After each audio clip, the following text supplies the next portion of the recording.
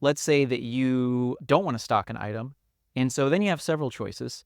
The first one I wanted to talk about is ordering just in time or as needed. What are some pros and cons of that approach? Generally, the goal here is to not accrue these types of items on your shelf. The pros are going to be just that. If it's working optimally, you don't actually hold any stock of this item, but you can still offer it in your catalog. Maybe it's a strategic move. The other pro is going to be you're negating some of the risk associated with stocking this type of item. More often than not, these types of items are low volume. They have sporadic sales. You don't quite know what to expect out of demand. If you made that stocking decision, one purchase might result in 1 to indefinite years of excess stock. Import items, given the long lead times, a lot of times customers, they are not going to purchase an item that's going to take 6 weeks to arrive. Effectively, in this scenario, your DC is operating as a cross stock, and just the shipping and handling costs are going to be a lot higher on a per item basis than they would be if you're stocking this item. So that's a detriment as well.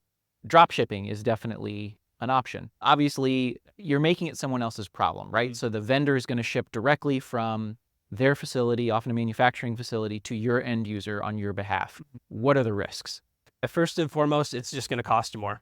Like you said, you're pushing the problem off on somebody else and you're going to pay for that. So either that's going to come in the form of an increased unit cost on a per unit basis, or they're going to slap a surcharge on every order. Even if they don't charge an extra fee, you still have this separate shipment that's being created, if it's a multi-line order.